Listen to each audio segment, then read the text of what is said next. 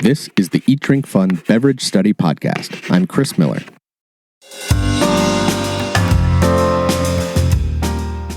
Hello and welcome back. Today we're talking about many people's favorite grape, Cabernet Sauvignon. If grape varieties had passports, then Cabernets would probably need extension pages. Originally from Bordeaux, this grape has traveled the globe, from France to the US, Australia, South Africa, Italy, and Chile, just to name a few. Cabernet is famous as the base for some of the richest, most complex wines in the world. Its elevated acidity, tannins, and alcohol offer excellent aging potential. Let's get into the tasting note. The wine should be clear, with medium to deep intensity of appearance. Older expressions will be slightly less opaque and begin to develop a lighter rust or orange rim. The color is ruby to dark ruby. Aromas on the nose. Cabernet has a medium intensity of aromas and certain tell. It's that green bell pepper or peppercorn. Those are pyrazines. The chemical compound is methoxypyrazine, actually. There are other tells with Cabernet, like elevated acidity, really firm tannins you feel on your gums and cheeks, and that graphite pencil shaving aroma. Now, I'm going to go into the primary, secondary, and tertiary aromas that you'll get in a standard glass of Cabernet, but I will follow that up by talking about 4 different Cabernets from 4 different regions. We'll go to Bordeaux, Napa Valley in California, Australia, and Chile. So, primary aromas for a standard cab. You begin with black fruit. That's blackcurrant, cassis, blackberry, and black cherry. You might have some moderate red fruit, so red plum or fig paste. Floral aromas, you get violets and purple flowers. Green and herbal aromas, think of green bell peppers, mint, sage, tobacco, and dried herbs. Earthy aromas, you're going to have medium plus to high minerality in Cabernet. So the big one, of course, graphite and pencil lead, but gravel, iron, damp soil, and mushrooms. Secondary aromas from the winemaking process. Oak, most importantly. You've got usually some use of old and new French barrels. Could be American barrels, but it's usually French barrels.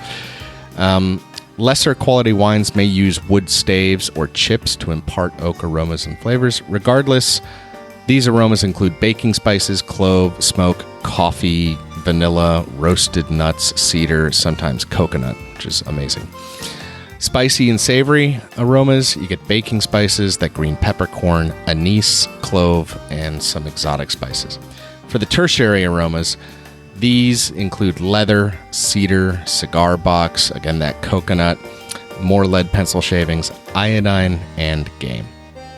So now I will touch on some of the predominant aromas you may find in Cabernet from 4 different continents. Of course, there's always going to be variations across each country and even within each region in that country based on the unique soils, climate, weather aspect, and all the other components that make up a unique vineyard plot.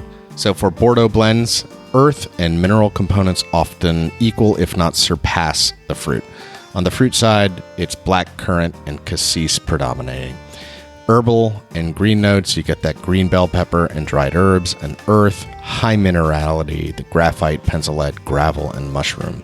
Secondary aromas, oak. Almost always some use of new French oak in Bordeaux. While that oak is present, it is very well integrated and not overpowering. In California, Napa Valley, fruit leads, while the earth and the dusty volcanic minerality are in a supporting role. Wines from the valley floor will always usually show more lushness and fruitiness than the wines grown at elevation. For black fruit, we're talking black currants and blackberries. For herbal and green aromas, mint stands out. For earth, it's pencil lead and sweet tobacco and sweet leather. In Australia, it is a ripe, lush black fruit attack with black plum and grape hard candy. The herbal, green, and spice notes include white pepper, bay leaf, and eucalyptus, which is very unique. Other aromas include chocolate. In Chile, it's a mixture of a ripe, fruit-forward attack with a well-balanced and classic acidity, freshness, and those pyrazine aromas, the green bell pepper, those herbal notes. For ripe black fruits, it's blackberry, black cherry, and fig paste, and baking spices at the end. For aroma development, you have the full spectrum with Cabernet. Youthful, developing, or fully developed if it's got some bottle age. Let's talk about palate and structure next. Sweetness is dry. New World Cabernet has that ripe attack that may resemble some sweetness, but these are dry wines generally.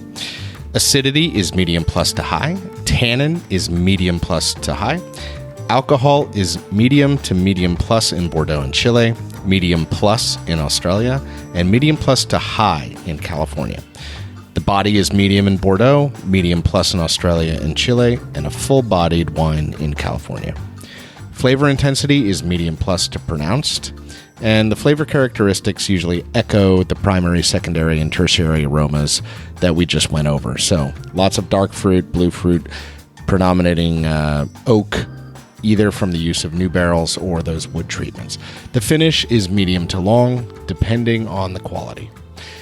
Distinctions for blind tasting. Now, generally the question you're going to have to ask yourself is it Cab or is it Merlot? Merlot is going to show more plush, plummy notes and chocolate. Cabernet is going to show more black currant, graphite, and peppercorn. The structure, specifically Merlot, is going to be fleshier, higher alcohol, a little less acidic, and the tannins will be silkier and softer than Cabernet. Next, let's talk a little about Cabernet's history. Its parents were Cabernet Franc and Sauvignon Blanc. Its origin is in the Medoc, that is the left western bank of the Gironde estuary in Bordeaux. Pseudonyms include Petit Cabernet, Videur. In the Grave area, it's known as Petit Videur. On the right bank of Bordeaux, it's also called Petit Bouschet. And in the Gironde area, it's known as Bouschet. And in central France, it's sometimes called Sauvignon Rouge. The name itself, Cabernet, may be derived from the Latin word caput, meaning head, or carbone, meaning coal. Sauvignon means savage, so savage head or savage coal. Viticulture. So the grape characteristics for the Cabernet grape, it's thick-skinned, late budding, late ripening, has small berries, and because it has these small berries, it can be resistant to certain diseases. The climate, it's anywhere from maritime to Mediterranean, Bordeaux having maritime aspects, and of course California and other regions having that Mediterranean. Preferred soils are well-drained gravel soils. Locations of production include, at the top, France with 53,000 hectares. In California, there's 91,000 acres. Napa Valley, 21,000 acres. In Sonoma, 13,000. And in Washington State, 19,000 acres. In Chile, we're talking 41,000 hectares. In Australia, 25,000 hectares. Spain, 19,000.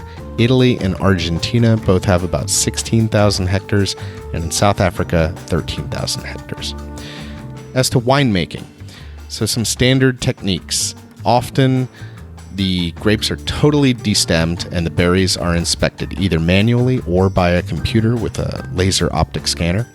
Stainless steel tanks to neutral oak to concrete eggs for fermentation depends on the producer.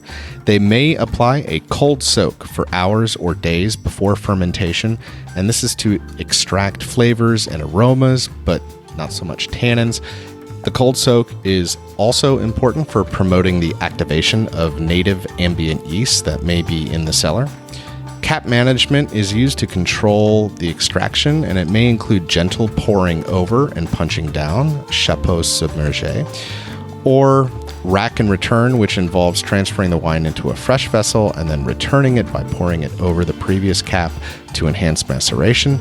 That's called délestage. Barrel aging is usually done with New York barrels. It depends on the producer, but anywhere from 20% to greater, depending on what they're willing to do. For blending partners, Cabernet Sauvignon is typically blended with Merlot, with Cabernet Franc, Petit Verdot, also with Malbec and Syrah and Sangiovese in Italy. Notable vintages. In Bordeaux, we've had several good years recently. I'll just list the excellent vintages and point out the ones that are legendary. So 2020 was excellent, 2018, 2016, 2015, 2010 was legendary, 2009 was legendary, 2005 was legendary, 2000 was legendary, 96 was legendary, 95 was excellent, and 89 was legendary. Now, it's also broken down, and I'm looking at winesearcher.com. You can look at specific regions within Bordeaux. So for Saint-Estèphe, In 2020, 2018, and 2016, they had excellent recent vintages in Pauillac in 2020, 2019, 18, 16, and 15. Those were all excellent. In Saint-Julien in 2020, 2019, 2018, 16, and 15 were all excellent. In Margaux, 2020, 2019, 2018, 16, and 15 again. So you see those years, the last couple of years have been quite good. In Napa Valley, the last excellent vintage noted is 2018. Then there's 2016, 15, 14. 2013 was marked as legendary. 2010, 2007, 2005. 2002 was marked as legendary, and 2001 was marked as legendary. Food service and pairing. So the serving temperature for Cabernet Sauvignon is cool. That's 15 to 20 degrees Celsius or 60 to 68 degrees Fahrenheit. Decant it for an hour or so, and you can cellar Cabernet 5 to 25 years, even longer if it's a great producer and a great vintage. Serve it in an oversized wine glass. For food pairings, red meat. Everyone loves cab with steak, but it's also great with lamb and venison and game. For cheeses, very versatile. Fruity umami cheeses, try cheddar, Gouda, Colby, or Osorati. For dry salty cheeses, try Parmigiano Reggiano, Grana Padano, Pecorino, Asiago, or Manchego. Or for nutty hard cheeses, try Gruyere, Comté, Provolone, or Emmental. Finally, last but not least, some good producers to know. I'm going to start in France, and while I mentioned some of these wines are incredibly well-regarded first or second growth wines, those are nearly unobtainium these days because they're sold on Premier. They are worth mentioning nonetheless, and you will find them on menus at fine dining places. So here we go. Off to France, beginning in the Medoc, and with Saint-Estèphe, Château Montrose, Cos d'Estournel, Calon-Ségur, and Château Lafon-Rocher. In Pauillac, at the very highest end, of course, you have Château Lafite-Rothschild, Château Mouton-Rothschild, and Château Latour. But more attainable wines include Lynch-Bages, Pontet-Canet, and Grand Puy-Lacoste. In Saint-Julien, look for Ducru-Bocaillon and Léon Vieux-Baton. In Margaux, look for Château Palmer and Château d'Izan. Moving across to California, Napa Valley, the legendary Robert Mondavi and Opus One being at the top, but there are many other good labels there. Also, look for Ridge Vineyards, Montebello, Mathiasen, and Harlan Estate. In Sonoma, look for Arno Roberts, Monticello Single Vineyard. In South Australia, Penfolds is a legend. In Western Australia, look for Cloudburst in the Margaret River area. And finally, in Chile, two labels, Concha y Toro and Chadwick. So that does it for this beverage study episode on Cabernet Sauvignon. It was a little bit longer than usual, but Cabernet is a prolific variety, and it's very important in the wine world. So I hope you got something out of it, and you learned something. Till next time, remember to eat well, drink better, and always have fun.